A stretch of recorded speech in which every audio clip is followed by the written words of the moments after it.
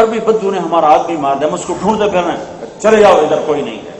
وہ سارے چلے گئے، پھر وہ اندر آیا، کہنے لگا کیا نام ہے تیرا؟ کہا عمر بن خطاب۔ کہا تمہارے شہر میں کسی نے نبی ہونے کا دعویٰ کیا ہے؟ تو عمر نے کہا نہیں۔ تو کہنے لگا ان قریب تمہارے شہر میں ایک شخص نبوت کا دعویٰ کرے اور تیرے نصیب میں اس کا ساتھی ہونا لکھا ہے اور تیرے نصیب میں میرے ملک کی فتح لکھی ہے، تو مجھے یہاں لکھ کر دے کہ جب تیری فوجیں میرا شہر فتح کریں گی تو میرے گرجے کو نقصان نہیں پہنچائیں۔ تو کہنے لگا حضرت میری غربت کا مذاق ہے، میری جان تے بڑی ہوں، تسی یہاں دو میں بادشاہ، آپ مہربانی کرو، غریبی تو ہے پر ایڈا مذاق نہ کرو میں غریب ہوں نہیں جانوں۔ وہ کہنے لگا تمہیں اس سے کیا فرق، تم لکھ کے دے دو، تمہیں کیا فرق پڑتا ہے، ورنہ تیری جان جائے گی، میں بتا دوں گا لوگ، اور تمہیں لکھنا جانتے تھے، تم نے لکھ کے دے دیا، سائن بھی کر دی۔ پھر میرے رب نے وہ دن دکھایا کہ عمر بن خطاب کے سامنے ٹوٹتے چلے گئے باطل کے قلعے اور دیواریں گرتی چلی گئیں باطل کی، اور جب مسلمانوں کی فوجیں شام میں داخل ہونے لگیں تو حضرت عمر نے امیر لشکر کو پیغام بھیجا، فلاں پادری اگر زندہ ہو تو اس کو پوری عزت دینی ہے اور فل پروٹوکول دینا ہے، اس کے پاس میرا خط بھی پڑا ہو، میرا خط بھی اس کے پاس ہو۔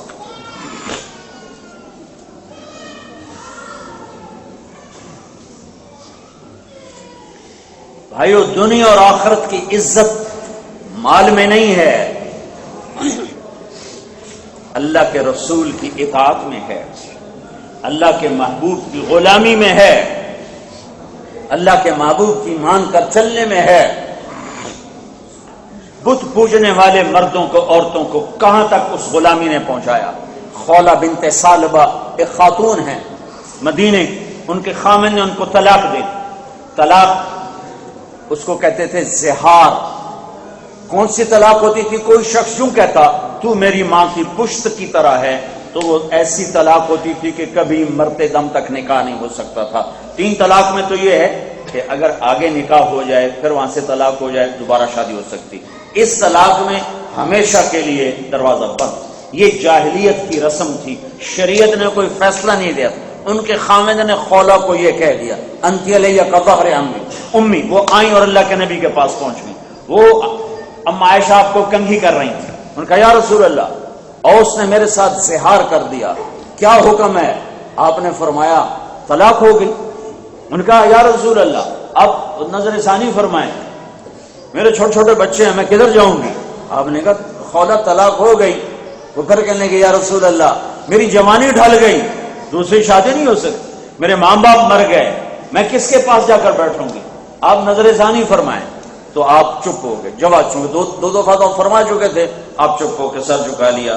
حضرت عائشہ کنگھی کر رہی ہیں، اس نے جب دیکھا آپ نہیں سن رہے تو کہنے لگی اچھا یا رسول اللہ آپ نہیں سنتے تو میں آپ کے رب کو سناتی۔ اس نے اللہ کے نبی کے سامنے یوں ہاتھ اٹھائے، اللہم انہ لی من صبیۃ صغار، میرے رب میرے چھوٹے چھوٹے بچے، ان ضممتہم الی فضاعوا ان ضممتہم الی فجاعوا، میرے رب میرے چھوٹے چھوٹے بچے ہیں، خود رکھوں تو روٹی کہاں سے کھلاؤں، باپ کے پاس رکھوں تو تربیت کون کرے؟ تربیت تو ماں کرتی۔ اسماعیل کو چھری کے نیچے کس نے لٹایا؟ ماں کی تربیت نے۔ ابراہیم اور اسماعیل کے تو ٹاکرا ہی کوئی نہیں، ابراہیم تو ذبح کرنے آئے، اس سطح تک پہنچانے والی ماں ہے کہ ماؤں کے ذمہ ہے کہ اولاد کو اچھا انسان بنا کے قبر میں جائیں۔ یا اللہ اپنے نبی کی زبان پر میرے حق میں فیصلہ اتار۔ سبحان اللہ، اللہ کو پابند کر رہی ہے کہ اگر تو نے کوئی فیصلہ دینا ہے میرے حق میں ہونا چاہیے، میرے خلاف نہیں ہونا چاہیے۔ یہ کل تک پتھر کے آگے سر رکھ کے پڑی ہوئی تھی، اور آج زمین آسمان ایک نظارہ دیکھنے والے ہیں، اور وہ روئے جا رہی اور کہہ رہی ایک دم اللہ کے نبی پر وحی آئی، جب وحی آتی تھی تو پتہ چل جاتا تھا، آپ ایسے ہو جاتے تھے، رنگ فق ہو جاتا تھا، پسینہ آ جاتا تھا۔ تو حضرت عائشہ نے کہا خولا خولا خولا، چپ کرو چپ کرو، وحی آ گئی۔ تو اس نے اللہ کے نبی کو دیکھا، اس نے پہچان لیا کہ وہی آ گئی. اس نے اور رونا شروع کر دیا کہ پتہ نہیں میرے حق میں ہے کہ میرے خلاف.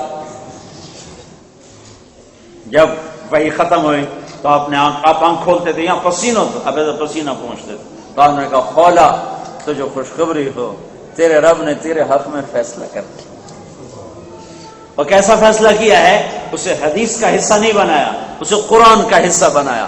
28واں پارہ وہاں سے شروع کیا اور اتنا خوبصورت خولا کا اللہ تعالیٰ نے تعارف کرایا. قد سمع اللہ قول التي تجادلك في زوجها وتشتكي الى الله والله يسمع تحاوركما ان الله سميع بصير. ہائے ہائے ہائے ہائے، اے میرے حبیب، جب آپ اور خولا میں چل رہا تھا مسئلہ اور وہ آپ سے جھگڑا کر رہی تھی اور آپ سے منوا رہی تھی تو میں سارا سن رہا تھا. میں سن رہا تھا. آپ انکار کر رہے تھے، وہ اقرار کروا رہی تھی، آپ نہیں مانے. پھر میں نے فیصلہ کیا کہ میں نے اس طلاق کو ختم کر دیا اور اس پر کچھ تھوڑا سا جرمانہ رکھا کہ ایک غلام آزاد کرے یا 60 روزے رکھے یا 60 مسکینوں کو کھانا کھلائے. بیوی حلال ہو گئی. ایک عورت کی فریاد نے آسمان ہلا کے رکھ لیے.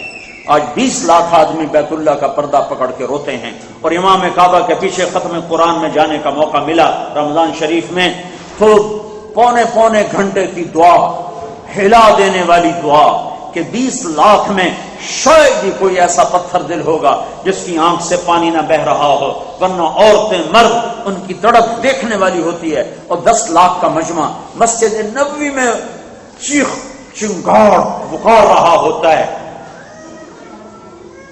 کوئی فیصلے بدلتے نظر نہیں آئے آج تک. ایک عورت کے رونے نے عرش ہلا دیا، قرآن اتار دیا.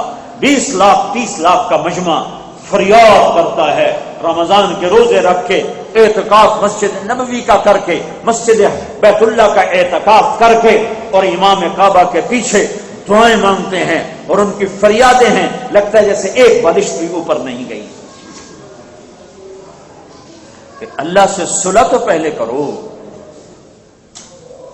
زبان جھوٹ پر چل رہی ہو، زبان گالی پہ چل رہی ہو، زبان غیبت پہ چل رہی ہو، زبان اولوں کو کی بے عزتی کرنے پر چل رہی ہو، آنکھیں بے حیا ہو چکی ہوں، کانوں میں بے حیائی اتر چکے ہو، پیٹ میں سود کا پیسہ جا رہا ہو، جھوٹ کا پیسہ جا رہا ہو، دھوکہ حرام اور ظلم و ستم ہمارا شیوا ہو، تو ہم انسان ہیں، یہی ہمارے لیے بڑی بات ہے. ورنہ اگر اس مدینے والی کی دعائیں نہ ہوتی تو کب کے ہم بن چکے ہوتے بندر خنزیر. اس کو دعائیں جو جاتے ہوئے تمہیں یاد کر گیا. اولاد کو روتے روتے چھوڑ دیا، تمہیں نہیں روتے روتے چھوڑا، تمہارا مسئلہ حل کروایا. جانے کا دن آیا تو اپنی بیگمات کو بلا کر رخصت کیا، الوداع کیا. پھر حضرت فاطمہ کو بلایا، رخصت کیا، الوداع کا. پھر حضرت علی کو بلایا، ان کا سر اپنی گود میں رکھ کے سر پر اس کی کمر سر پہ یوں کر کے ہاتھ پھیرتے رہے، پھر رخصت کیا. پھر آخر میں حسن حسین کو بلایا، حسن کو یوں لیا، حسین کو یوں لیا اور ان کے سر چومے اور رونے لگے. چونکہ نظر آنے لگا ایک زہر سے تڑپ رہا ہے، ایک کا سر نیزے پہ چڑھا ہوا ہے. لیکن ان کے لیے کوئی سوال نہیں کیا. یہ وہ بچے تھے جن کو آپ گود میں کھلاتے تھے، سینے پہ سلاتے تھے. ایسا پیار محبت. آپ سوئے ہوئے تھے، اللہ کے نبی کبھی آپ کرتا پہنتے تھے، کبھی خالی چادر یا کرتا تھا وہ پیٹ سے ہٹ گیا تھا. حسن آئے اور پیٹ پہ چڑھ گئے. آگے اللہ کے نبی کا ناف نظر آ رہا تھا، ناف. تو اس نے معصوم بچے نے ناف کو سوراخ سمجھا اور اس میں پیشاب کی دھار ٹکا کے ماری. اللہ کے نبی کی آنکھ کھلی، آپ ہلے نہیں، اس کو پورا پیشاب کرنے دیا، پھر اٹھے. تو ماں یوں کر دیتی ہے بچے کو، ماں پیشاب محسوس ہوتا یوں کر دیتی ہے، پیشاب ہو گیا، پیشاب ہو گیا. اور آپ سورا پیشاب کیا تو پھر اٹھ کے بچے کو اٹھائے. جن کے لیے ایسی دل میں محبت تھی، جن کو گود میں سلایا، جن کو لوریاں دی. بچے روئے تو آپ دوڑ کے، فاطمہ تمہیں پتہ ہے مجھے اپنے بچوں سے کتنا پیار ہے، مجھے ان کا رونا برداشت نہیں ہوتا. اور آگے نظر آ رہا ہے کہ پوری نسل رو رہی.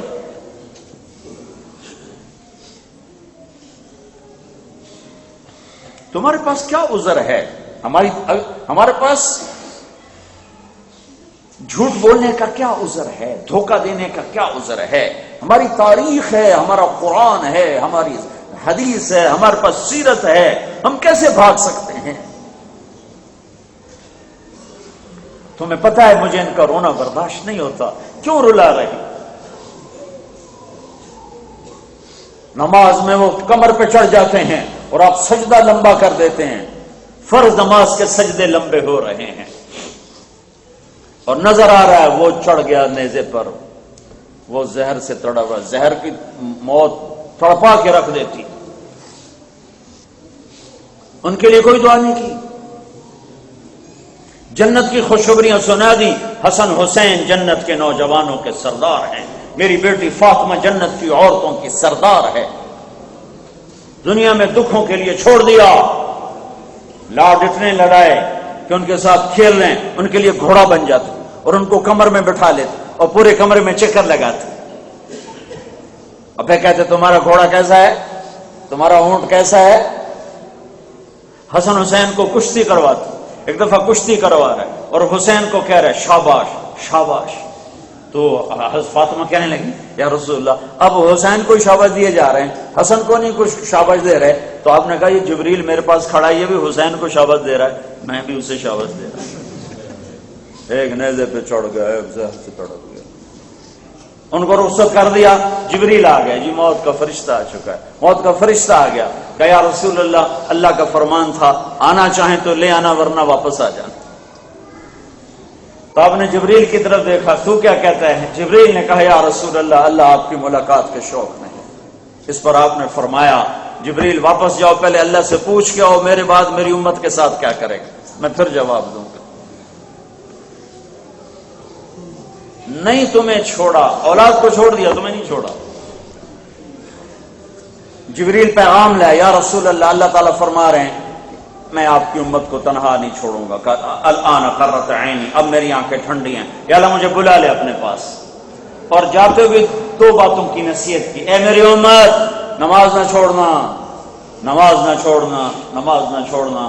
پوری دنیا پہ نظر دوڑاؤں تو 10% سے زیادہ مسلمان نہیں نمازی، 90% بے نمازی، 90% نہیں پڑھتے۔ آخری نصیحت نماز نہ چھوڑنا، نماز نہ چھوڑنا، نماز نہ چھوڑنا۔ دوسری غریبوں پہ رحم کرنا، غریبوں پہ رحم کرنا۔ یہ کہتے کہتے اللہ کی بارگاہ میں حاضر ہو گئے اور میدان معشر میں جب جہنم آئے گی تو ایک چیخ مارے گی، بڑے بڑے فرشتے زمین پر گریں گے، بڑے بڑے ولی ابدال زمین پر گریں گے اور سارے انسان بمے انبیاء کہیں گے یا رب نفسی نفسی، یا رب نفسی نفسی، یا رب نفسی نفسی۔ ایک پکار پڑ جائے گی نفس نفس نفس نفسی۔ آدم علیہ السلام، نوح علیہ السلام، ادریس علیہ السلام، ابراہیم علیہ السلام کہیں گے تیری میری دوستی کا واسطہ میری جان بچا، میں کسی کا سوال نہیں کرتا۔ اسماعیل، یوسف، یعقوب، ابراہیم، داؤد، سلیمان، یحییٰ، زکریا، شعیب، لوط، صالح، ہود، سب دانیاس، الیاس، یونس، ایوب، سب یا اللہ نفسی نفسی، یا اللہ نفسی نفسی۔ حضرت عیسیٰ علیہ السلام کہیں گے یا اللہ میں اپنی ماں مریم کا بھی سوال نہیں کرتا، بس میری جان بچا، میری جان بچا۔ اتنے میں ایک آواز بلند ہوگی جو شور پہ چھا جائے گی، جیسے میرے مائک کی آواز ساری مسجد پہ چھا گئی ہے، ایک آواز بلند ہوگی جو سارے شور پہ چھا جائے گی، وہ آواز اور ہوگی، وہ نفسی نفسی نہیں ہوگی۔ لہذا لوگ کہیں گے کیا آواز، پتہ چلے گا کوئی کہہ رہا ہے امتی امتی امتی امتی، میری امت، یا اللہ میری امت، یا اللہ میری امت۔ تو لوگ یوں دیکھیں گے یہ کون ہے، یہ کون ہے، یہ کون ہے؟ یہ وہ ہے جسے تم نے بھلا دیا ہے۔ میرے اللہ نے تو اسے روز روشن کی طرح واضح کیا تھا، اس کی ہر ادا کو محفوظ کیا تھا۔ وہ کون ہے؟ وہ محمد۔ کون ہے؟ بن عبداللہ۔ کون ہے؟ بن عبد المطلب۔ کون ہے؟ بن ہاشم۔ کون ہے؟ بن عبد مناف۔ کون ہے؟ بن قصی۔ کون ہے؟ بن کلاب۔ کون ہے؟ بن مرہ۔ کون ہے؟ بن کعب۔ کون ہے؟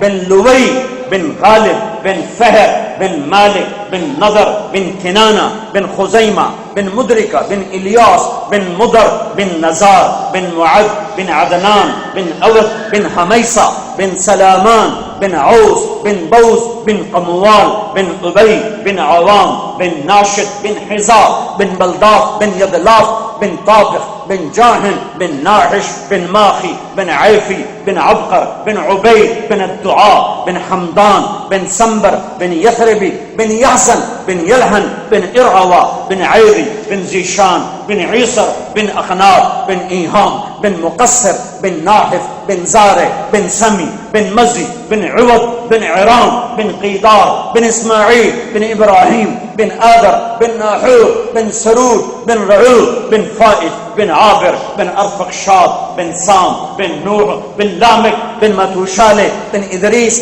بن یرد بن ملہلئیل بن قینان بن آنوش بن شیس وبن آدم علیہ السلام.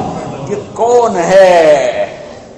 یہ ہے محمد مصطفیٰ ہے. یہ کون ہیں؟ یہ آخری نبی ہیں، آخری رسول ہیں، میرے اللہ کے حبیب ہیں، میرے اللہ کے خلیل ہیں، میرے اللہ کے کلیم ہیں، میرے اللہ کے مجتبی ہیں، میرے اللہ کے مصطفیٰ ہیں، میرے اللہ کے مرتضیٰ ہیں. میرے اللہ نے انہیں حبیب اللہ کہا، کلیم اللہ بھی کہا، خلیل اللہ بھی کہا، مصطفیٰ بھی کہا، مجتبی بھی کہا، مرتضیٰ بھی کہا، مزمل بھی کہا، مدثر بھی کہا. وہ کہہ رہے ہیں امتی امتی امتی امتی.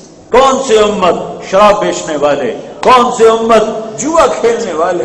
کون سی امت؟ اسی کے دین پہ ڈاکے ڈالنے والے. کون سی امت؟ جھوٹ فراڈ فریب میں مرنے والے. کوئی ہوتے جنید بغدادی جیسے سارے، رابعہ بصری جیسی، لیکن میں قربان جاؤں اپنے نبی کی شفقت رحمت پر. میری امت میری امت میری امت ایک ہی نغمہ ایک ہی ہستی کا ہوگا. وہ میرا نبی آپ کے نبی ہوں گے. وہ مجھے محشر میں نہ بھولے، میں اسٹاک ہوم میں بھول جاؤں.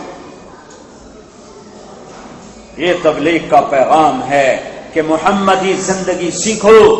اور میرے نبی کی زندگی صرف مسجد میں نہیں ہے، صرف حج عمرے میں نہیں ہے. ہاں یہ ہماری بنیاد ہے. نماز نہ ہو تو کچھ نہیں ہے، نماز نہ ہو تو کچھ نہیں ہے. نماز کے بغیر دین نہیں ہے. سر کاٹ دیا، نماز چھوڑی، سر کاٹ دیا. سر کٹا تو سب کچھ ختم ہو گیا ہے. لیکن عبادت سب کچھ نہیں ہے. عبادت ہماری بیس ہے. بیس پر یہ مسجد کھڑی ہوئی ہے. ہمارے لیے میرے نبی کی گھر کی زندگی وہ اپناؤ، دفتر کی زندگی وہ اپناؤ، تجارت کی زندگی وہ اپناؤ، شادی کی زندگی باپ کی حیثیت سے، بھائی کی حیثیت سے، بیٹے کی حیثیت سے، خامد کی حیثیت سے، دوست کی حیثیت سے، میدان جنگ میں سالار کی حیثیت سے، امام کی حیثیت سے. زندگی کے ہر شعبہ میرے نبی نے چمکایا اور روشن فرمایا. اور اس کے فرمایا ترکتکم علی محجۃ بیضاء لیلھا کنہارھا لا یزیغ عنھا الا ہالک. میں تمہیں روشن راستے پہ چھوڑ کے جا رہا ہوں. اس میں رات ہے ہی نہیں، اس میں دن ہی دن ہے. جو چلے گا منزل تک پہنچے گا، جو نہیں چلے گا اندھیروں میں بھٹک کے مر جائے گا. 1,24,000 صحابہ دنیا کی واحد ہستیاں ہیں، واحد ہستیاں ہیں جنہوں نے نبی کی صحبت سے یہ فیض پایا کہ اللہ نے مرنے سے پہلے کہہ دیا کلن وعد اللہ الحسنی. اے میرے نبی، میں تیرے تمام صحابہ کے لیے جنت کا وعدہ کرتا. سب جنتی، ان سے خطائیں ہوں گی لیکن میں نے معاف کر دیا. سب جنتی ہیں، تیرا کوئی ساتھی جہنم میں نہیں جائے گا. تو بھائیو، اپنے نبی کی زندگی کو اپناؤ. آپ پرائے دیس میں نہیں ہو، اب یہ آپ کا دیس ہے. یہاں آپ جتنے بھی لوگ آج سے 50 سال پہلے سے 20-30 سال پہلے آئے، وہ اس لیے سے آئے کہ جائیں گے کچھ کمائی کر کے وطن واپس چلے جائیں گے. لیکن یہاں رہتے اتنے مانوس سیاد سے ہو گئے، اب رہائی ملے گی تو مر جائیں گے. یہاں کی سہولتوں نے ایسا پکڑا. میں نے کل بھی سنا کوئی پٹھان بھائی بیٹھا تو ناراض نہ ہو، ایک پٹھان کا خرگوش گم ہو گیا. تو لوگوں نے کہا خان صاحب بڑا افسوس ہے آپ کا خرگوش گم ہو گیا۔ کوچا فکر نہ کرو، ہم نے اس کو نسوار لگایا ہوا ہے، جب بھی نشہ ٹوٹے گا ادھر ہی آئے گا۔ تو ان ملکوں نے آپ کو نسوار لگا دی۔ پاکستان، بنگلہ دیش، انڈیا میں کہاں ملیں گی یہ سہولت؟ اب یہ تمہارا دیش ہے، یہ تمہارا وطن ہے، تمہاری نسل جو یہاں پیدا ہوئی ہے یہ واپس کبھی نہیں جائے گی، تم خود نہیں واپس جا سکتے، تمہاری نسلیں کہاں جائیں گی؟ اسے اپنا وطن بناؤ اور اس میں محمدی شمع جلاؤ، پروانوں کی طرح لوگ آئیں گے۔ مجھے بڑا گلہ ہے ان مسلمانوں سے جو ان ملکوں میں آئے اور ایمان کی شمع نہ جلائیں، اپنے ہی مال کمانے میں لگ گئے، اپنے نبی کی زندگی بھول گئے۔ میں جنوبی امریکہ میں 2 دفعہ گیا ہوں، 1 کروڑ سے زیادہ مسلمانوں کی نسلیں مرتد ہو گئی، اسلام چھوڑ دیا۔ کسی نے تبلیغ نہیں کی ان کو غیر مسلم ہونے کی، باپ نے بتایا ہی نہیں کہ اسلام کیا ہوتا ہے۔ کمائی کمائی کمائی کمائی کمائی، اتنی دولت کمائی کہ ایک آدمی پورا ملک خرید رہے، اتنے پیسے ہیں، لیکن اولاد ختم۔ کیوں؟ نہ ان کو ٹائم دیا، نہ ان کو اسلام بتایا، نہ گھر میں اسلامی زندگی کو زندہ کیا۔ اب یہ تمہارا دیس ہے، یہاں محمد ہی بن کے دکھاؤ، تمہیں نظر آنا چاہیے کہ یہ محمد مصطفیٰ کا امتی ہے۔ ایک عرب نوجوان فاضل بسیونی جدے کا امریکہ میں سڑک پہ کھڑا تھا پگڑی داڑھی کے ساتھ، تو ایک لڑکی آ گئی، کہنے لگی تمہارا یہ لباس بہت خوبصورت ہے، تم کون ہو؟ کہا میں مسلمان ہوں۔ کہا تو باقی مسلمان تو ایسا لباس نہیں پہنتے، تم نے یہ کیوں پہنا ہوا ہے؟ اس نے اس کو تھوڑی سی دعوت دی، وہ کلمہ پڑھ کے مسلمان ہو۔ تمہارے تو لباس اور ظاہر میں اتنی طاقت ہے، اپنی قیمت دیکھو نا۔ ایک چیز کو میں پسند کرتا ہوں تو میرا لیول سٹیٹس ہوگا، ایک چیز کو بڑا عالم علامہ پسند کرتا ہے تو اس کا سٹیٹس اور لیول ہوگا۔ اللہ نے آدم کی ساری نسل میں ایک پسند کیا، اور پسند کرنے والا اللہ، جسے پسند کیا وہ محمد مصطفیٰ، تو کیا ہستی ہوں گے، کیسے ہوں گے وہ؟ ان کی اداؤں میں ڈھل جاؤ۔ فلا وربك لا يؤمنون حتى يحكموك فيما شجر بينهم ثم لا يجدوا في انفسهم حرجا مما قضيت ويسلموا تسليما۔ میرے رب نے اعلان کر دیا کہ میرے حبیب بتا دے سویڈن والوں کو تیرے تابع ہو کر چلیں گے تو قبول ہیں ورنہ مردود ہیں۔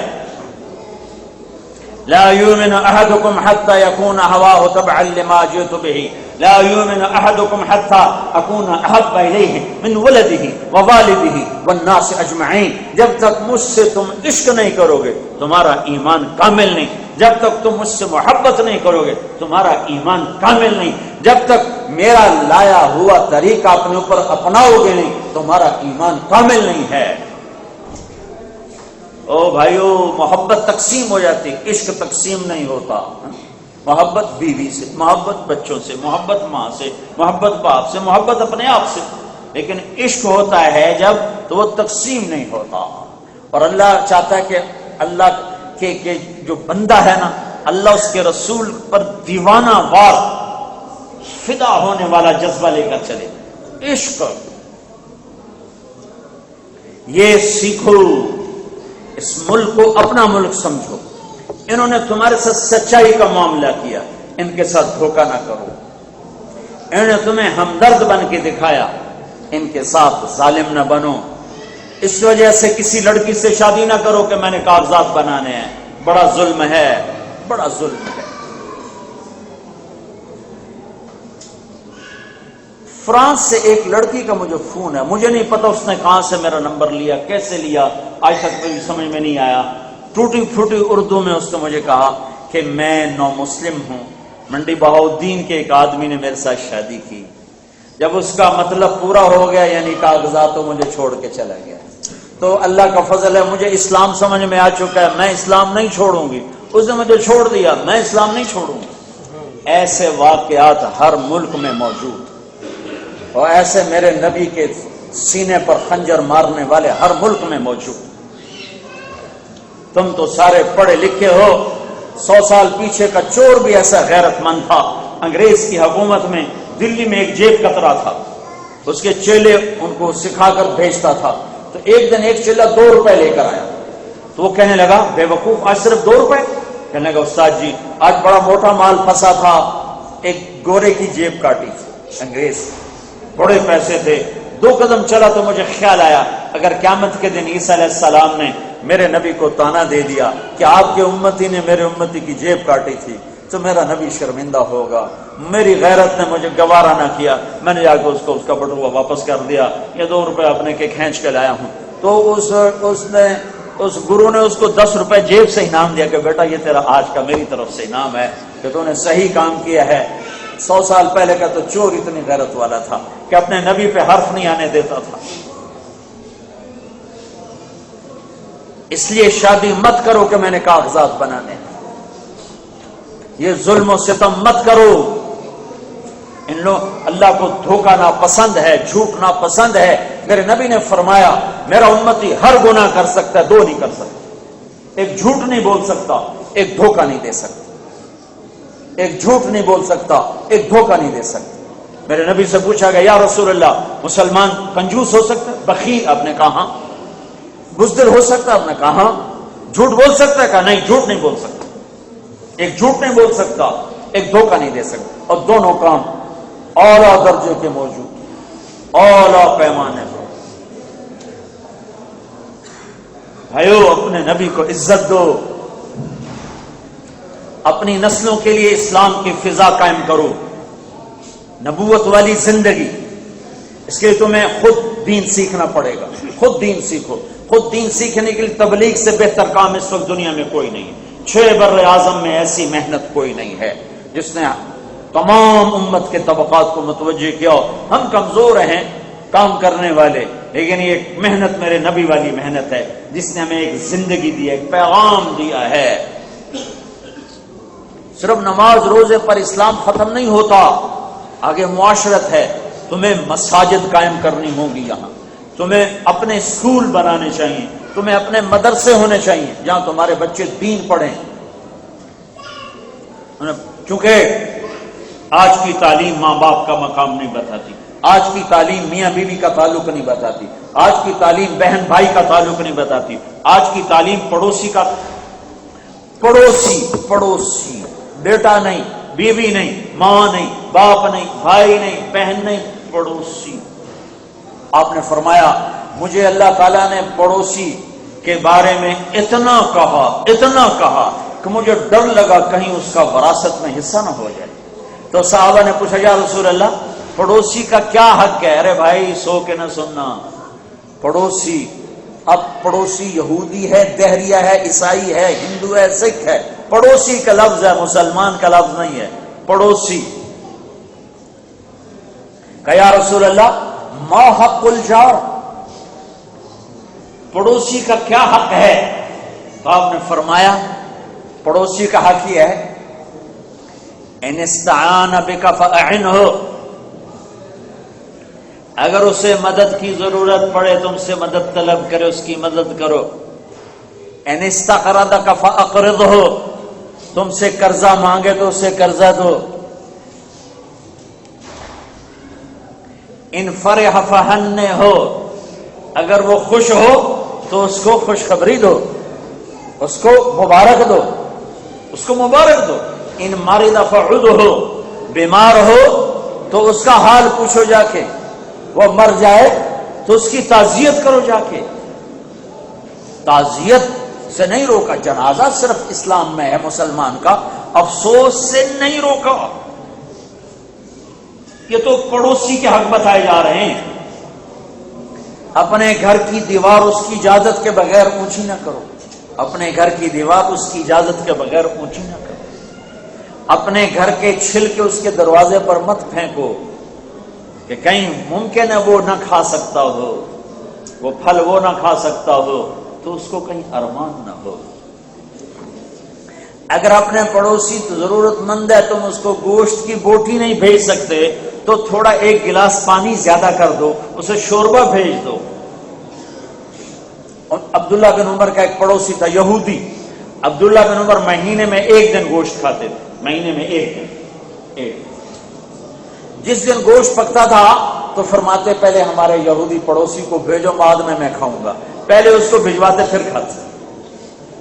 ہم عجب مسلمان ہیں، ہم غیر مسلموں سے نفرت کرتے، اوروں کو ہم تو اپنوں سے نفرت کرتے، ایک دوسرے سے لڑ، یہ اس کو کافر کہہ رہا، وہ اس کو کافر کہہ رہا۔ کوئی دنیا میں مسلمان باقی بھی ہے کہ سلام ہی نہیں کرتے، مصافحہ ہی نہیں کرتے؟ اگر کوئی کہتا میں حق والا ہوں تو اس کے ذمہ ہے جو حق پر نہیں اس سے محبت کرے، اس کو قریب لانے کی کوشش کرے۔ اگر اسے نفرت کرے گا تو حق کہاں سے پھیلائے گا؟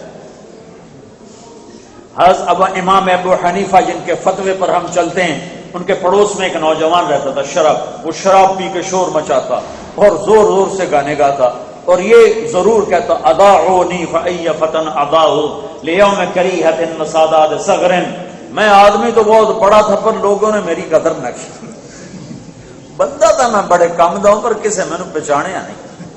یہ شعر روز پڑھتا تھا۔ ایک دن وہ شراب پی کے شور مچا رہا تھا تو باہر سے پولیس افسر گزرا، اس نے دیکھا کہ ابو حنیفہ کا پڑوسی اور یار، اس نے گرفتار کر کے جیل ڈال دیا۔ 2-3 دن گزر گئے، اس کی آواز نہیں آئی، تو امام صاحب نے کہا بھائی وہ ہمارے پڑوسی کی آواز نہیں آتی، وہ کدھر؟ کہا وہ پولیس پکڑ کے لے گی۔ اچھا، تو تھانے پہنچ گئے۔ وہ تھانے دار اس زمانے میں پتہ نہیں کیا کہتے تھے، آج کی زبان میں کہتا ہوں، تو اس نے پولیس اسٹیشن والے سے کہا بھائی وہ ہمارا ایک پڑوسی آپ پکڑ کے لائے تھے، اس کو آپ چھوڑ دو۔ کہا جی میں تو آپ کی وجہ سے پکڑ کے لاؤں کہ آپ اتنے بڑے عالم اور آپ کے پڑوس میں شراب پی کے شور مچاتا ہے؟ تو کہنے کہ بھائی میری وجہ سے ہی پکڑا ہے، میری وجہ سے چھوڑ دوں گا جی، چھوڑ دیتا ہوں۔ تو چھوڑ دیا، اس کو نکال کے لائے، کہنے کہ بھائی زمانے نے تیری قدر نہیں کی، میں نے تو کی نا تیری قدر کی۔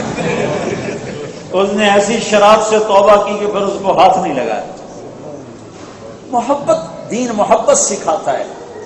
میرے نبی نے پوچھا اسلام کا سب سے مضبوط عمل کون سا ہے؟ صحابہ نے کہا نماز، آپ نے کہا نہیں۔ صحابہ نے کہا جہاد، آپ نے کہا نہیں۔ صحابہ نے کہا حج، آپ نے کہا نہیں۔ صحابہ نے کہا روزہ، آپ نے کہا نہیں۔ صحابہ نے کہا صدقہ، آپ نے کہا نہیں۔ کہ پھر آپ ہی بتائیں؟ تو آپ نے فرمایا اسلام کا سب سے مضبوط عمل آپس میں اللہ کے لیے محبت کرنا ہے۔ ایو الاسلام اوثق، قالوا الصلاة قال لا، قالوا الجهاد قال لا، قالوا الصيام قال لا، قالوا الصدقة قال لا، قالوا الله ورسوله أعلم، قال إن اوثق عرى الاسلام الحب لله والبغض لله۔ اسلام کا سب سے مضبوط عمل آپس میں محبت کرنا ہے۔ ادھر دیوبندی بریلوی بن کے نہ رہنا، ادھر شیعہ سنی بن کے نہ رہنا، یہاں امتی بن کے رہنا، مسلمان بن کے رہنا، ورنہ میرے نبی کی زندگی کو ذبح کرنے والے بنو گے۔ تو اپنے نبی کی معاشرت سیکھو کہ میرے نبی گھر، یہ تو پڑوسی کا حق بتا ہے، پڑوسی۔ ایک یہودی کا جنازہ گزرا، آپ احترام میں کھڑے ہو گئے۔ یہ ہمارے اخباروں والے پاکستان کا ازلی دشمن ہندو، پاکستان کا ازلی دشمن ہندو۔ ارے نہیں بے وقوفو، تم خود اپنے دشمن ہو، تم خود اپنے دشمن ہو۔ تو ادھر ادھر کی نہ بات کر، یہ بتا کہ قافلہ کیوں لٹا، مجھے رہزنوں سے گلا نہیں، تیری راہبری کا سوال ہے۔ ہم نے خود اپنے پاؤں پہ کلہاڑی ماری۔ کسی کے پیٹ میں بھی درد ہو تو امریکہ کی سازش، سارا پاکستان جھوٹ سے بھرا پڑا ہے، امریکہ کی سازش۔ 90% لوگ نماز نہیں پڑھتے، یہ امریکہ کی سازش، یہ یہودیوں کی سازش۔ 100% اولاد ماں باپ کی نافرمان ہے، یہ یہودیوں کی سازش۔ سارے بینکوں میں مسلمانوں کا پیسہ سود پہ پڑا ہوا ہے، یہ امریکہ کی سازش۔ ڈیفنس میں ہر چوتھے گھر میں مجرا ہو رہا ہوتا ہے، یہ امریکہ کی سازش۔ شراب چلتی ہے، زنا چلتا ہے، یہ یہودیوں کی سازش ہے۔ یہ اپنے پاؤں پہ خود کلہاڑی مار رہے ہیں۔ قوموں کے سفینے اوروں کے ڈوبونے سے نہیں ڈوبتے، اپنے ہاتھوں سے ڈوبتے ہیں۔ 3 کام جو قوم کرے گی تباہ ہو جائے گی، 3 کام جو کرے گی آباد ہو جائے گی۔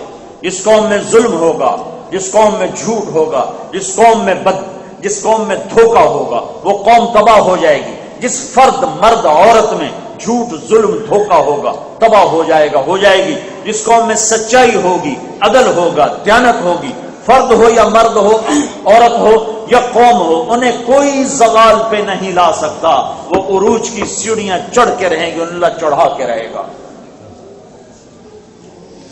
میرا مسلمان بھائی بہن ظلم میں لتھڑا ہوا ہے، جھوٹ میں کالا ہو چکا ہے، دھوکے دینے کو تجارت سمجھتا ہے. میں کیسے کہوں کہ یہودی کی سازش ہے، امریکہ کی سازش ہے؟ میرے اپنے ہاتھوں کی کمائی ہے. میرا نبی پڑوسی کا یہ حق بتا رہا ہے. پڑوسی چاہے ہندو ہو، سکھ ہو جائے، اور 4 اہل سنت کے امام سب سے بڑا شخص جس کے فتوے پر آج بھی 50 کروڑ مسلمان عمل کرتا ہے، وہ شرابی کو چھڑا کے لا رہا ہے.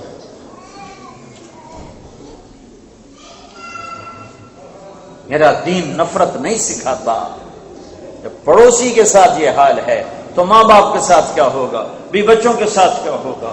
میرے نبی نے فرمایا اگر میری ماں زندہ ہوتی تو لوگ دیکھتے میں عشاء کی نماز پہ مصلی پر ہوتا اور میں سورۃ فاتحہ پڑھ رہا ہوتا اور ادھر سے میری ماں کہتی محمد، تو میں اس کے لیے نماز توڑ دیتا. یہ زندگی نبی سکھائے گا. اس کے لیے مدرسے قائم کرو جو تمہارے بچوں کو دین سکھائیں. پھر اپنے پاؤں پہ کھڑا ہونے کے لیے تمہیں دنیاوی علم کی ضرورت ہے. اس کے لیے اپنے اسکول بناؤ جس میں تمہارا اپنا اسلامی ماحول ہو. پھر تمہارے گھر میں ایمان کی فضا ہو. اس کے لیے تبلیغ میں نکلو تاکہ تمہیں پتہ چلے کہ زندگی گزارنے کے آداب کیا ہیں، طریقے کیا ہیں، سلیقہ کیا ہے. آپ نے فرمایا عمر، کس کو کہہ رہے ہیں عمر، کس کو کہہ رہے ہیں علی، علی عمر، مقرب ترین صحابہ. میرے بعد کوئی نبی ہوتا تو عمر ہوتا. علی، جنت میں تیرا گھر میرے گھر کے سامنے ہے. ان کو کہہ رہے ہیں تمہارے زمانے میں ایک شخص آئے گا، اس کا نام ہوگا اویس، اس کا قبیلہ ہوگا عامر، اور اس کا خاندان ہوگا قرن، اس کا رنگ ہوگا کالا، قد ہوگا درمیانہ. آئے گا وہ یمن سے. جب آئے تو تم نے اس سے اپنے لیے دعا کروانی ہے. عمر علی کو ان کی دعا کی ضرورت ہے. سورے تابعین اکٹھے ہو جائیں، ایک صحابی کے بال کے برابر نہیں، تو عمر علی کو کوئی پکڑے گا. اور اویس کے بارے میں کہا جا رہا ہے، اویس کرنی، نام سنا ہے نا اویس کرنی؟ اویس کرنی، کرن خاندان ہے، عامر قبیلہ ہے، اور ان کا علاقہ یمن میں. میں 2 سال پہلے گیا، میں ان کے علاقے میں گیا، ان کے گاؤں میں گیا جہاں وہ پیدا ہوئے. جس جگہ وہ گاؤں تو متعین نہیں، لیکن وہ وادی متعین تھی کہ یہاں اویس کرنی پیدا ہوئے، اور ان کے خاندان کے ایک شخص سے ملاقات بھی میری ہوئی. تو آپ نے وجہ کیا بتائی؟ کہ وجہ یہ ہے عمر علی، وجہ یہ ہے کہ جب وہ یوں ہاتھ اٹھاتا ہے تو اللہ خالی نہیں لوٹاتا. کیوں؟ کہ اس نے ماں کی ایسی خدمت کی ہے. وہ جب ہاتھ اٹھاتا اللہ کہتا لبیک. تہجد، جہاد، نماز، روزہ، حج نہیں، ماں کی خدمت سے. حضرت عمر رضی اللہ عنہ خلیفہ بن گئے. ہر سال ڈھونڈے اویس اویس اویس، ملا ہی نہیں. 1 سال انہوں نے سارے حاجی اکٹھے کر لیے. حج میں ڈھونڈتے تھے، سارے حاجی اکٹھے کر. کہا بھائی سب کھڑے ہو جاؤ، سارے بیٹھ جاؤ، یمن والے کھڑے رہو. پھر کہا سارے یمنی بیٹھ جاؤ، بنو عامر کھڑے رہو. تو کھڑے تھے. کہا سارے بنو عامر کھڑے ہو جاؤ، کرنی بیٹھ جاؤ، کرنی کھڑے رہو. تو ایک آدمی بچا. تو آپ نے تصدیق کی تم کرنی ہو؟ جی. عامر سے ہو؟ جی. اویس کو جانتے ہو؟ ہاں جی. میرا بھتیجا. آپ کیوں پوچھ رہے ہو؟ تو پاگل سا ہے. حضرت عمر رونے لگا. کہا نہیں وہ نہیں، تیرا دماغ کو ہلیا لگ رہا ہے. تو پوچھا کدھر ہے؟ کہا جی اونٹ چرانے گیا، اونٹ چرانے. تو آپ نے علی کو ساتھ لیا، عرفات کو نکل گئے. دیکھا تو اویس ایک کیکر کے نیچے نماز پڑھ رہے. یہ دونوں جا کے ایسے بیٹھ گئے. انہیں محسوس ہوا 2 آدمی آ گئے. تو انہوں نے نماز چھوٹی کر کے سلام کرا. تو عمر نے پوچھا کون ہو بھائی؟ کہا جی مزدور ہوں. تمہارا نام کیا ہے؟ کہا جی اللہ کا بندہ. کہا بھائی اللہ کے بندے تو سارے ہیں، میں وہ نام پوچھ رہا ہوں جو تیری ماں نے تیرا رکھا. وہ تو دونوں کو نہیں جانتا تھا، پہلی دفعہ حج پہ آئے تھے.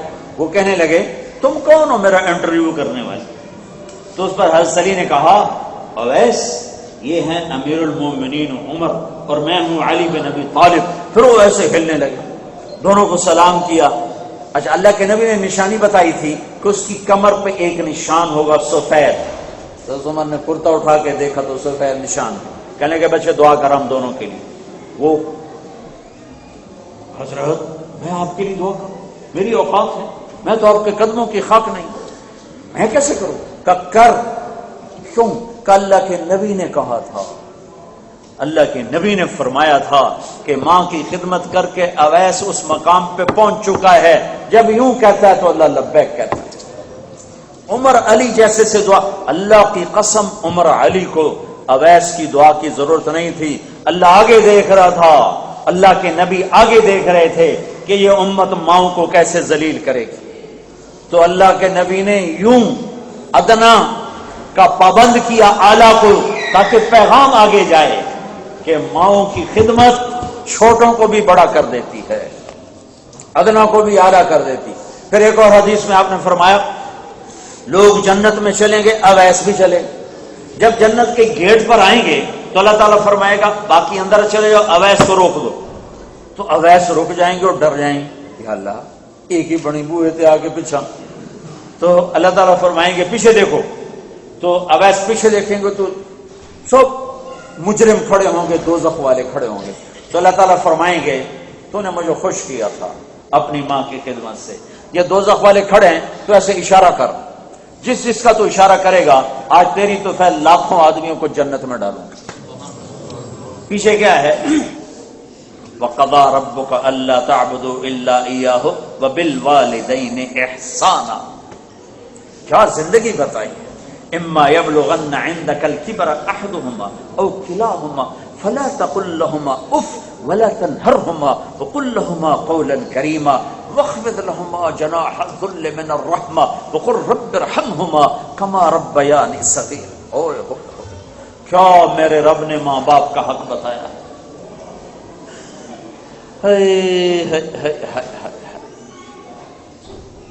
ایک اس کا ایک آیت کو پیش کرتا ہوں, ایک آیت سے وَاخْفِضْ لَهُمَا جَنَاحَ الذُّلِّ مِنَ الرَّحْمِ. جناح آدمی کی ید ہوتا ہے, جناح نہیں ہوتا, یعنی بازو ہوتے ہیں پر نہیں ہوتے ہیں. اللہ تعالیٰ کہہ رہا ماں باپ کے آگے پر بچھا دے. میرے کوئی پر ہیں, یہ تمہارے کوئی پر ہیں. اللہ تعالیٰ کہہ رہا پر بچھا دے. یہ پر بچھانے کا کیا مطلب ہے؟ میں جب کالج پڑھتا تھا, اسکول پڑھتا تھا جب میں, تو جب ہم گھر واپس جاتے تو ہمارے گھر کے قریب جنگل تھا, راوی کے کنارے ہم رہنے والے تھے, تو جنگل تھا. جنگل میں ہم شکار کھیلنے جاتے, اپنے ساتھ آٹا, دال, گھی, نمک, نوکر چاکر ہر شے لے کر وہاں جا کے ہم, ایک ہمارا وہاں چاچا سردار ہوتا تھا, اس کا ایک کوٹھا ہم قبضے میں کر لیتے, ہفتہ 10 دن وہاں پڑے رہتے, شکار کھیلتے. تیتر کا شکار ہوتا تھا. تیتر کو جب, یہ آیت میں کسی تفسیر سے نہیں پڑھ کے بتا رہا, کسی تفسیر میں یہ لکھا بھی نہیں ہے, یہ اس وہ جو میری زندگی میں ایک تھوڑا سا وقت گزرا ہے وہاں سے میں نے اس آیت کو اخذ کیا ہے کہ جب ہم اس کو فائر کرتے تھے نا تو وہ تھوڑا سا اڑتا تھا, پھر گرتا تھا, تو یوں اپنے پر پھیلا دیتا تھا اور سر یوں کر دیتا, ٹانگیں پیچھے چلی جاتی تھی, اور گویا کہہ رہا تھا جی ہوں مینو کو چھڈو, ہوں میرا بس کوئی, ہوں باہیں کباب بناؤ تو باہیں بھون کے کھاؤ. وہ گر کر اپنے زبان سے یوں کہہ رہا ہے کہ اب میں ذبح ہونے کے لیے تیار ہوں.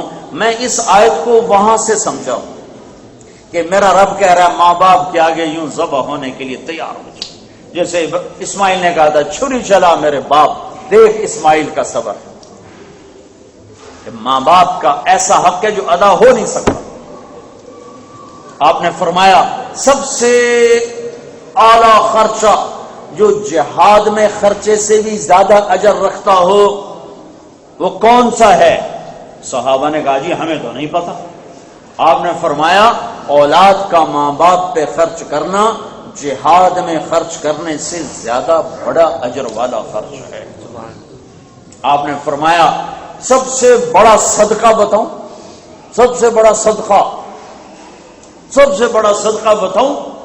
وہ کیا کہ جس کی بیٹی کو طلاق ہو گئی, اس کی بیٹی جوانی میں بیوہ ہو گئی اور وہ واپس گھر آ گئی, وہ تو ماں باپ پر بھی بوجھ بن جاتی ہے، بھائی تو ویسے ہی نکالنے کے لیے تیار ہوتے ہیں۔ تو میرے نبی نے فرمایا اس بچی پہ خرچ کرنا سب سے بڑا صدقہ، سب سے بڑا صدقہ ہے۔ آپ نے فرمایا میں جنت میں جب داخل ہوں گا، میں نے کہا نا تھا وہ بلال کا واقعہ سنا رہا تھا کہ میں جاؤں گا تو بلال میرے سواری کی لگام پکڑ کے جا رہا ہوگا۔ آپ نے فرمایا میں جنت میں جاؤں گا تو ایک عورتوں کی جماعت میرے سے یوں کر کے میرے آگے نکل جائے گی، مجھ سے آگے نکل جائے گی۔ تو میں کہوں گا تم کون ہو، اپنے نبی کے آگے نکل کے جا رہی ہو، کون ہو؟ وہ کہیں گی یا رسول اللہ ہم آپ کی امت ہیں، آپ کی بیٹیاں ہیں، ہم وہ ہیں جو جوانی میں بیوہ ہو گئیں اور اپنے بچوں کی تربیت کی خاطر دوسری شادی نہ کی اور اپنے جذبات کو اپنے سینے میں دبا لیا۔ تو اللہ کے نبی نے فرمایا وہ مجھ سے بھی آگے جنت میں جا رہی ہے۔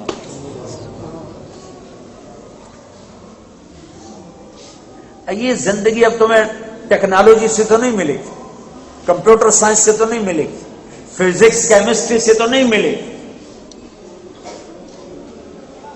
کچھ بچے نوجوان دریا کی سیر کو نکلے، دریا میں آ گیا، دریا میں تو ملا سے کہنے لگے چاچا کیمسٹری آتی ہے؟ وہ کہا پتر میں تو نہ ہی آج سنے۔ دوسرا بولا، وہ کہنے لگا چاچا تو نے آدھی زندگی ضائع کر دی۔ دوسرا کہنے لگا چاچا تجھے فزکس آتی ہے؟ کہا پتر میں تو آج نہ سنے۔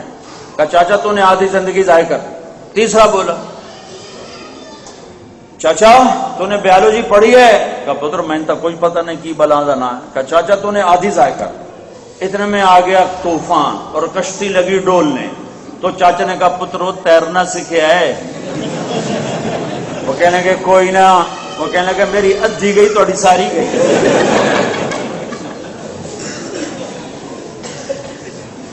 تو کمپیوٹر سائنس تمہیں روٹی کمانا تو سکھائے گی، انسان بننا نہیں سکھائے گی۔ انسانیت تمہیں نبی کی زندگی سے ملے۔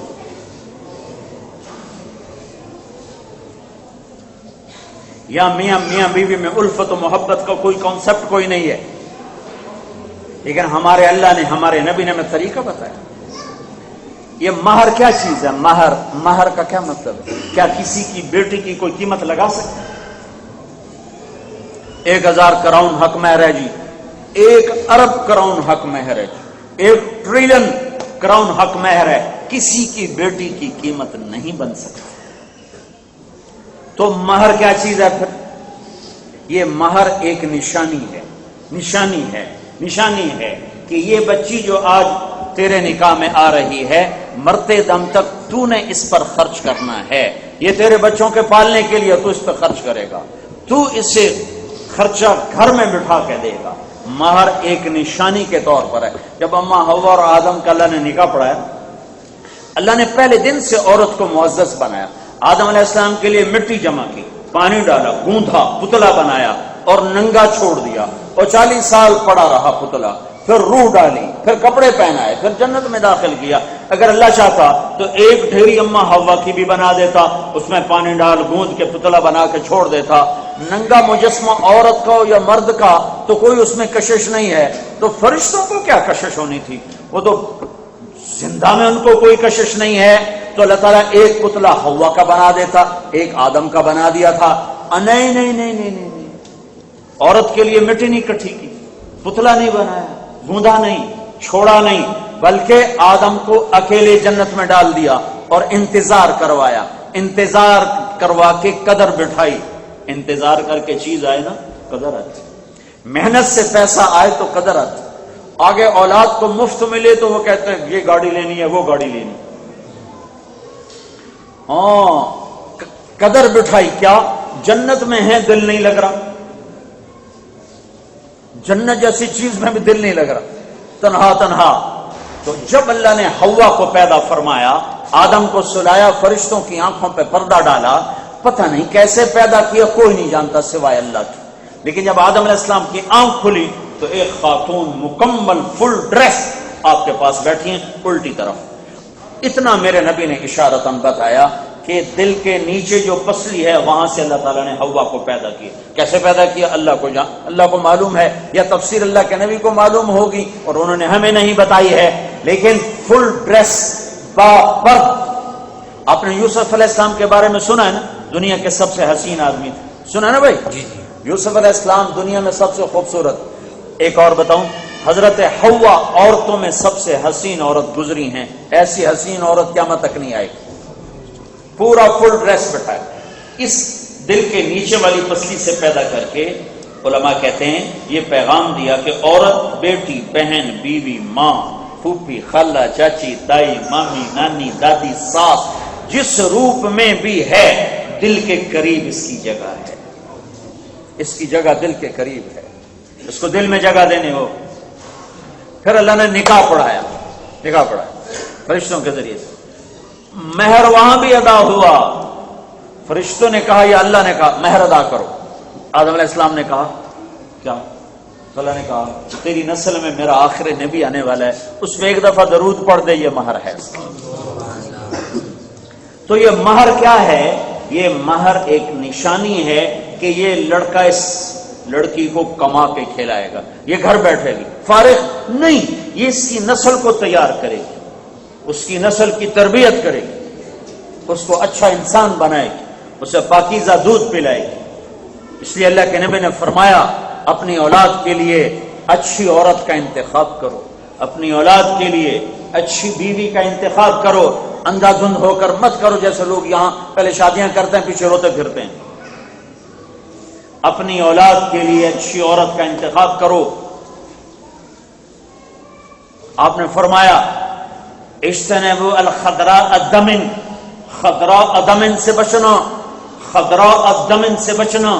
قالوا وما الخضراء الدمن یا رسول اللہ، کہ یا رسول اللہ وہ خضراء دمن کیا ہے؟ آپ نے کہا المرأة الحسناء فی المنبت السوء. خضراء دمن خوبصورت لڑکی بد اخلاق اور بد کردار. کہا اس سے بچنا، اس سے بچنا، اس سے بچنا. فاظفر بذات الدین تربت یداک. دین دیکھنا، دین دیکھنا.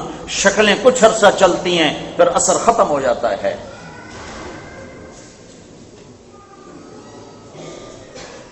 پہلے دن سے عزت بٹھائی، پہلے دن سے عزت بٹھائی.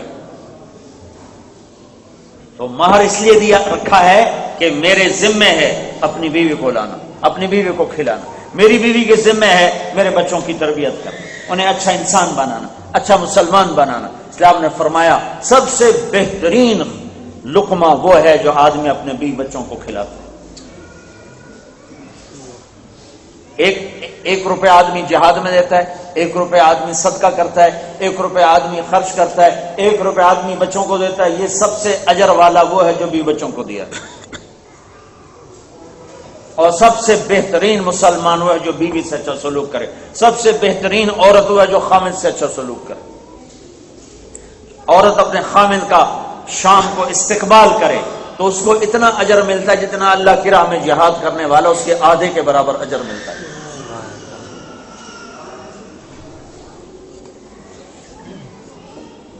تو آپس کی ایک محبت ہے مخلوق میں جسے دیکھ کے اللہ خوش ہوتا ہے، وہ میاں بیوی کی محبت. کوئی مخلوق کی محبت اللہ کو پسند نہیں، میاں بیوی کی محبت اللہ کو پسند ہے. اور ایک لڑائی ایسی ہے جس سے اللہ کو سخت نفرت ہے، وہ میاں بیوی کی لڑائی ہے. اور ایک چیز اللہ کو انتہائی ناپسند ہے وہ طلاق ہے، اور ایک چیز شیطان کو انتہائی پسند ہے وہ طلاق ہے. ایک چیز اللہ کو انتہائی ناپسند ہے میاں بیوی کی لڑائی ہے، اور ایک چیز شیطان کو انتہائی پسند ہے وہ میاں بیوی کی لڑائی ہے. اور میاں بیوی لڑ کے صلح کر لیں تو اللہ اس پر اتنا راضی ہوتا ہے کہ ان کے پچھلے سارے گناہ معاف کر دیتے. اور مرد کی ذمہ داری عورت سے زیادہ ہے کیونکہ عورت کمزور ہے، مرد طاقتور ہے. اس لیے اللہ نے ہمیں کہا عاشرہن بالمعروف، اپنی بیویوں سے حسن سلوک رکھو. تمہیں عجب حدیث سناؤں، میں بھی پڑھ کے حیران ہوا تھا. سب سے پہلے گناہ اور نیکی کو جب تولا جائے گا تو پہلا عمل جو میرے ترازو میں رکھا جائے گا وہ نماز، روزہ، حج، زکات، تبلیغ نہیں. سب سے پہلا میرا بیوی سے سلوک تولا جائے گا. اور میری بیوی کا جو سب سے پہلے عمل تولا جائے گا وہ خامن سے سلوک تولا جائے گا. اگر اچھا ہے تو نیکی میں، برا ہے تو گناہ میں. یہ وہ اخلاق ہے. میرے نبی نے فرمایا اچھے اخلاق کی کوئی شکل ہوتی، لو کان الرفق خلقا لو كان الرفق خلقا لما رأى الناس خلقا اجمل منه، اگر اچھے اخلاق کی کوئی شکل ہوتی تو دنیا میں ایسی حسین شکل اور کوئی نہ ہوتی. لو كان العنف خلقا، لو كان العنف خلقا لما رأى الناس خلقا اقبح منه، بد اخلاقی کی کوئی شکل ہوتی تو اس سے زیادہ بدصورت اور کوئی شکل نہ ہوتی. تو بھائیو اس معاشرے کو یہاں میاں بیوی کا کوئی تصور نہیں، یہاں آپس میں تعاون کا کوئی تصور نہیں. تم ایک معاشرہ قائم کر کے دو، اپنی بیویوں سے سلوک کر کے دکھاؤ، بیویاں خامد سے سلوک کر کے دکھائیں. کائنات کی افضل ترین ہستیاں محمد مصطفیٰ صلی اللہ علیہ وسلم حضرت عائشہ کو لقمے بنا کے کھلاتے تھے، ان کے لیے آٹا گوندتے تھے، چونکہ حضرت عائشہ کو شروع میں آٹا گوندنا نہیں آتا تھا تو ہمارے نبی خود آٹا گوند کے دیتے تھے.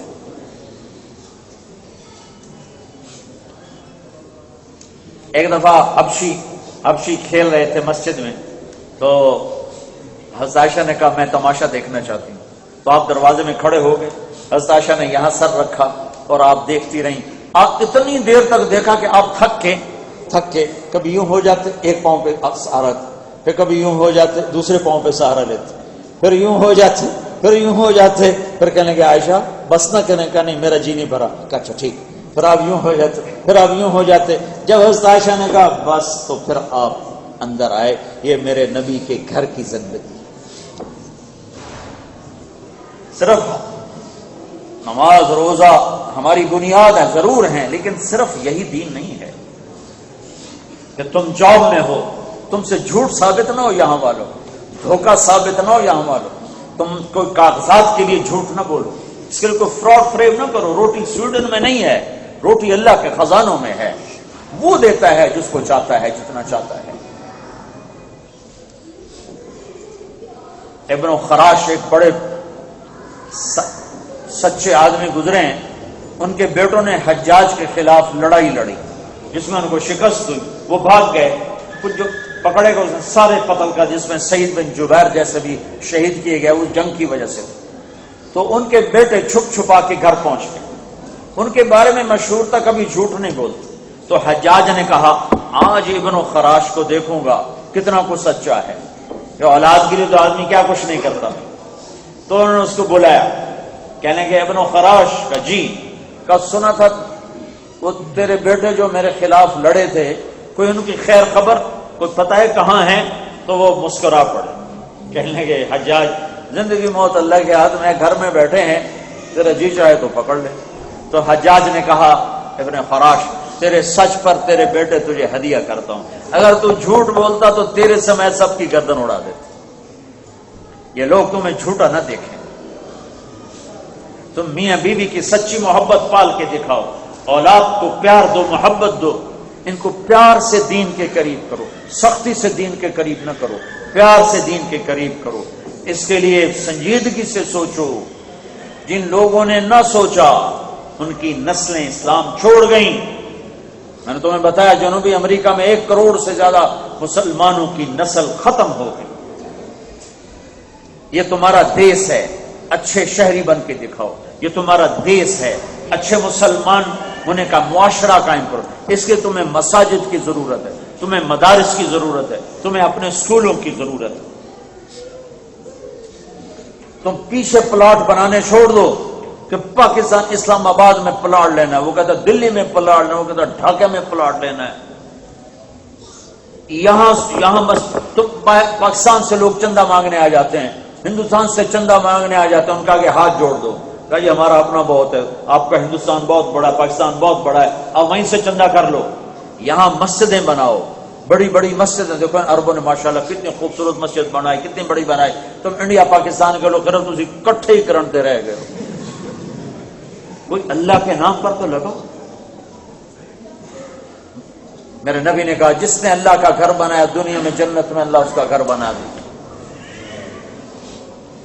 بڑی مسجدیں بناؤ، بڑے مدرسے بناؤ، اپنے بچوں کے قرآن پڑھنے کا نظام سوچو، قرآن کا علم پڑھنے کا نظام سوچو. اسکول بناؤ جس میں تمہارے اسلامی شریعت اور اسلامی ماحول دے کر ان کو پروان چڑھاؤ. آج کے اسکول میں بچے اگر چلی جاتی تو بچی کا کیا قصور، ماں باپ کا قصور۔ اگر اتنی ہمت نہیں تو بچوں کو ٹائم دو، جن ماں باپ نے بچوں کو ٹائم دیا اور ان کو پیار محبت سے اسلام سمجھایا تو ان کے بچے